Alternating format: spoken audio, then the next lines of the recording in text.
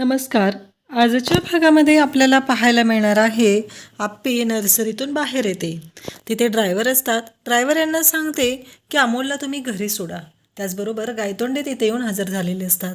आप्पी गायतोंडेंना म्हणते की आपण निघूया कार्यक्रमासाठी, कारण चेतना क्लासेसमध्ये आप्पीला गेस्ट लेक्चरर म्हणून बोलवलेलं असतं. MPSC UPSCच्या मुलांना मार्गदर्शन करायचं असतं. मग चला, गायतोंडे म्हणतात की चला मॅडम. पण आप्पी त्यांना डिस्टर्ब दिसते. तेव्हा गायतोंडे म्हणतात, मॅडम एक विचारू का? म्हणजे काही हरकत नसेल तर मला सांगा, काही प्रॉब्लेम झाला आहे का? तुम्ही डिस्टर्ब वाटताय? तेव्हा आप्पी म्हणते नाही. तेव्हा गायतोंडे म्हणतात, मला वाटतंय तसं. मग आप्पी म्हणते, बाबा भेटलेले. तेव्हा गायतोंडे शांत राहतात. आप्पी म्हणते, अर्जुनचे बाबा भेटले होते. गायतोंडे म्हणतात, कुठे? तेव्हा आप्पी म्हणते, आतमध्ये. गायतोंडे विचारतात, तुम्ही भेटला त्यांना, बोलला त्यांच्याशी? तेव्हा आप्पी म्हणते नाही. मग गायतोंडेंना पुन्हा आप्पी विचारते, गायतोंडे तुम्हालाही असंच वाटतंय का? अमोलला मी त्यांच्यापासून तोडलेलं आहे. माझ्यामुळं अमोल अर्जुनपासून, बाबांपासून, सगळ्यांपासून दूर आहे. तेव्हा गायतोंडे म्हणतात नाही, अजिबात नाही. आप्पी म्हणते, पण बाबांचा माझ्यावरती खूप राग आहे. त्यांच्या बोलण्यातून मला ते जाणवलं की त्यांना अजूनही असंच वाटतंय की त्यांचा नातू माझ्यामुळं त्यांच्यापासून दूर आहे. त्यांच्या मुलाचा संसार माझ्यामुळं मोडलेला आहे. आप्पी म्हणते, मी कसं समजवणार त्यांना? तेव्हा गायतोंडे म्हणतात, तुम्ही अजूनही एकत्र येऊ शकता. आप्पी म्हणते, खरंच? गायतोंडे म्हणतात, हो, अजूनही तुम्हाला सगळ्यांना बांधणारा, एकत्र आणणारा एक दुवा आहे, एक धागा आहे. आप्पी म्हणते, हो. तेव्हा गायतोंडे म्हणतात, हो, अमोल हा तुम्हाला सर्वांना एकत्र आणणारा एक धागा आहे, एक दुवा आहे. त्याच्यामुळं तुम्ही सगळे एकत्र येऊ शकता. आप्पी म्हणते, खरंच तुम्हाला असं वाटतं? तेव्हा गायतोंडे म्हणतात, हो मॅडम. आणि मग आता आप्पी आणि गायतोंडे दोघंही कार्यक्रमासाठी निघतात. आप्पी तिथं पोहोचलेली असते. सगळी मुलं असतात. त्याचबरोबर चेतना क्लासेसचे प्रमुख तिथे असतात. आप्पी स्टेजवर बसते. तिचं स्वागत होतं. त्याच्यानंतर सर्वांच्या समोर तिथं सांगितलं जातं, या क्लासेसमध्ये फर्स्ट आलेले आनंदनगर पोलीस स्टेशनचे PI अर्जुन विनायक वर्षा कदम हे इथे येणार आहेत. तेही तुम्हाला मार्गदर्शन करण्यासाठी येणार आहेत. त्यांचंही स्वागत करण्यात येत आहे.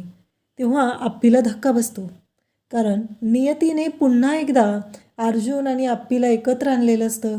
अर्जुन आणि आप्पी पुन्हा एकत्र आलेले असतात, एका स्टेजवर असतात. अर्जुनला तर धक्का बसतो. आल्या आल्या तो समोर आप्पीला पाहतो. त्याच्यासाठी हा खूप मोठा धक्का असतो, कारण आप्पी त्याच्या समोर असते आणि तो आप्पीकडे पाहतो, तिथं असलेल्या मुलांकडे पाहतो. त्याचबरोबर गायतोंडेंनाही धक्का बसलेला असतो की खरंच नियतीच या दोघांना एकत्र आणत आहे, असं गायतोंडेंनाही वाटतं. आता आप्पी आणि अर्जुन दोघंही स्टेजवर एकत्र असतात. आता कार्यक्रमाची सुरुवात होणार असते. कार्यक्रमाची सुरुवात करण्यासाठी दीप प्रज्वलन केलं पाहिजे, असं तिथं बोललं जातं. आपले आलेले प्रमुख पाहुणे आहेत, त्यांच्या हस्ते दीप प्रज्वलन करण्यात यावं असं सांगितलं जातं. आप्पी अर्जुन दोघंही दीप प्रज्वलन करण्यासाठी पुढे जातात. जेव्हा अर्जुन आप्पीच्या समोर आलेला असतो, तेव्हा आप्पीच्या डोळ्यासमोर येतं ते म्हणजे सिंहगडावरती अर्जुनने तिला विचारलेलं असतं, अमोल कसं आहे? तेव्हा आप्पी बोललेली असते की तो अमोलला भेटू शकत नाही. आणि आज पुन्हा अर्जुन समोर आलेला असतो. त्याचबरोबर दोघांच्या हस्ते दीप प्रज्वलन होतं आणि कार्यक्रमाला सुरुवात होते. आप्पी म्हणते, खरंच मला माहिती नव्हतं तू पहिला आलेला आहेस. अर्जुन शांतच असतो. आप्पी जेव्हा इकडे दीप प्रज्वलन करताना अमोलच्या हातामध्ये मेणबत्ती देत असते, तेव्हा त्या दोघांना आठवतं घरी दोघांनी एकत्र केलेली आरती, पूजा, हे सगळं त्यांच्या डोळ्यासमोरून जात असतं. आप्पी आणि अर्जुन दोघंही एकमेकांकडे पाहत असतात. त्यानंतर अर्जुन आणि आप्पी या दोघांचाही शाल श्रीफळ देऊन सत्कार होतो. त्याचबरोबर आप्पी अर्जुन दोघंही एकमेकांकडे आनंदाने पाहत असतात. कुठेतरी मनात आशा असते की एक ना एक दिवस आपण एकत्र येऊ. या आशेवरती ते दोघंजण एकमेकांकडे पाहत आहेत. त्यानंतर आता संधी दिली जाते, ती म्हणजे अर्जुनला. अर्जुनने त्याचं मत व्यक्त केलं पाहिजे, त्यासाठी त्याला पुढे बोलवलं जातं. अर्जुन वर्षा विनायक कदम, तुम्ही हे नाव का लावता? तुमच्या नेमप्लेटवरती तुमच्या वडिलांसोबत तुमच्या आईचं नाव का असतं, त्याचबरोबर तुमचा आत्तापर्यंतचा जीवनप्रवास याबद्दल तुम्ही आमच्या मुलांना थोडं मार्गदर्शन करण्यात यावं असं अर्जुनला सांगितलं जातं. अर्जुन स्टेजवरती येतो. अर्जुन बोलायला सुरुवात करतो. हो, माझ्या नेम प्लेटवरती तुम्हाला अर्जुन वर्षा विनायक कदम हे नाव दिसतं, कारण ते माझ्या आई आणि वडिलांचं नाव आहे. मी लहान होतो त्यावेळेस माझी आई आम्हाला सोडून गेली, परंतु आत्तापर्यंतच्या योगदानामध्ये माझ्या कार्यामध्ये माझ्या आईचा सिंहाचा वाटा आहे. जेवढे माझे वडील माझ्यासोबत आहे तेवढेच माझी आई आहे. माझ्या आईच्या आणि वडिलांच्या आशीर्वादामुळे मी इथेपर्यंत पोचलेलो आहे. त्यामुळं मी माझ्या नेमप्लेटबरोबरती माझ्या वडिलांबरोबरच माझ्या आईचंही नाव लावतो असं अर्जुन सर्वांना सांगतो. सर्वजण खुश होतात, टाळ्या वाजवतात. त्यानंतर अर्जुन बोलायला सुरुवात करतो. काहीही झालं तरी आपली तत्त्व आपण सोडायची नाहीत. आपल्याला एका उंच शिखरापर्यंत पोचायचं आहे. त्यासाठी आपली तत्त्व आपल्यासोबत असली पाहिजेत. कष्ट करायचे आणि आपल्याला जे अचीव करायचं आहे ते मिळतं, हे अर्जुन बोलत असतो.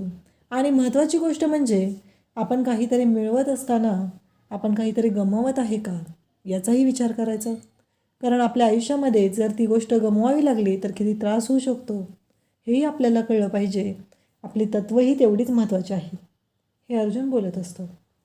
त्यानंतर अर्जुन त्याचं मनोगत थांबवतो आणि सगळ्यांना थँक्यू म्हणतो.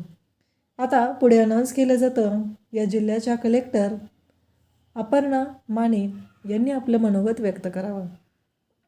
आता अपर्णा स्टेजवरती तिचं मत व्यक्त करण्यासाठी येते. आणि जेव्हा अर्जुन बोललेला असतो माणसांनी आपली तत्त्व सांभाळावी, तेव्हा तो आप्पीकडे पाहत असतो. म्हणजे आप्पीने त्याच्या आईचं सांगितलेलं नाही जे तिला सरकारांकडनं कळलेलं होतं. म्हणजे सरकारांमुळेच अर्जुनच्या आईचा मृत्यू झालेला आहे ही गोष्ट आप्पीने अर्जुनपासून लपवली. या एका गोष्टीमुळे आप्पी आणि अर्जुन वेगळे झालेले असतात आणि नेमकं अर्जुन त्याच गोष्टीमुळं अजूनही दुखावलेलं आहे हे आप्पीच्या लक्षात येतं. आप्पी बोलायला सुरुवात करते. आप्पी म्हणते की माझ्या या प्रवासामध्ये माझे वडील बापू हे मला नेहमी सांगायचे, एक शिखर आहे, ते शिखर आपल्याला सर करायचं आहे, त्याची एक एक स्टेप आपल्याला पुढे जायचं आहे.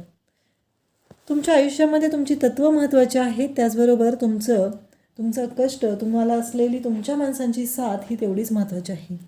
थोडक्यात आप्पीही तिचं मनोगत व्यक्त करते. सगळेजण खुश होतात. आता आप्पी अर्जुनकडे पाहत असते. अर्जुन निघालेला असतो. आप्पीला अर्जुनबरोबर बोलायचं असतं. आप्पी अर्जुनकडे बोलण्यासाठी येत असते, पण तेवढ्यात तिथं असलेल्या मुलांनी आप्पीच्या भोवती तिथे गोळका केलेला असतो आणि आप्पीला आता त्यांच्यासोबत बोलावं लागत असतं. तेवढ्यात अर्जुन निघून बाहेर जातो. बाहेर गायतोंडे असतात. अर्जुन आलेला पाहून गायतोंडे म्हणतात, काय अर्जुन सर तुम्ही? आणि गायतोंडेंना पाहून अर्जुन म्हणतो, काय गायतोंडे इतक्या दिवसांनी भेटलात आणि फक्त हाय हॅलो? मग तो त्यांना मिठी मारतो. गायतोंडे म्हणतात की खरंच अर्जुन सर खूप बरं वाटलं. त्यावेळेस अर्जुन म्हणतो, मी तुम्हाला खूप त्रास दिला ना? गायतोंडे म्हणतात की अजूनही तुम्ही मला त्रास द्यावा अशी माझी इच्छा आहे. अर्जुन म्हणतो म्हणजे? तेव्हा गायतोंडे सांगतात की हो, अजूनही तुम्ही दोघं एकत्र येऊ शकता, तुम्ही बोललं पाहिजे. मी मॅडमशीही या विषयावर बोललो आहे, तुम्हालाही सांगतोय, तुम्ही बोला एकदा मॅडमशी. अर्जुन म्हणतो, शक्य आहे ते? तेव्हा गायतोंडे म्हणतात हो. तेवढ्यात आप्पी येते. गायतोंडे निघायचं. अर्जुन तिथं असतो. अर्जुन आणि आप्पी एकत्र बोलावेत म्हणून गायतोंडे तिथून बाजूला जातात आणि आप्पी बोलायला सुरुवात करते. अर्जुन खरंच सॉरी, त्या दिवशी तुझ्याबरोबर मी जे वागले त्यासाठी खरंच सॉरी. अमोल माझ्याबरोबर आला, त्यामुळं तुला आणि बाबांना जो त्रास झालेला आहे त्यासाठी मी तुमची माफी मागते. पण एक गोष्ट लक्षात ठेव, तुलाच दिलेलं वचन मी पाळते. अमोलला तुमच्यापासून दूर ठेवणं हे तू माझ्याकडून घेतलेलं वचन आहे. आणि त्याचबरोबर बाबांची अवस्था जी झाली आहे ती माझ्यामुळे झाली असं आप्पी बोलत असते. अर्जुनला धक्का बसतो. अर्जुन म्हणतो, हिला कसं कळलं कदमांबद्दल? अर्जुन विचार करत असतो. आप्पी अर्जुनला सॉरी म्हणते आणि तिथून निघून जाते. उद्याच्या भागामध्ये आपल्याला पाहायला मिळणार आहे, आप्पीने अमोलला घरी सगळ्यांना सांगितलेलं असतं की आज आपल्या घरी पाहुणे येणार आहेत. तेवढ्यात दारात सरकार आणि काकी आलेले असते. त्यांची अवस्था इतकी बिकट असते, त्यांच्या अंगावरती फाटलेले कपडे वगैरे असतात. ते पाहून सगळ्यांनाच धक्का बसलेला असतो आणि आप्पीसाठी कळतं की त्या सुजाने त्यांना घरातून हाकलून दिलेलं आहे आणि त्याचवेळी अर्जुनही गेटवर आलेला असतो. आप्पीचं नाव पाहतो आणि तोही आता अमोलला भेटण्यासाठी आत येत असतो. थँक्यू.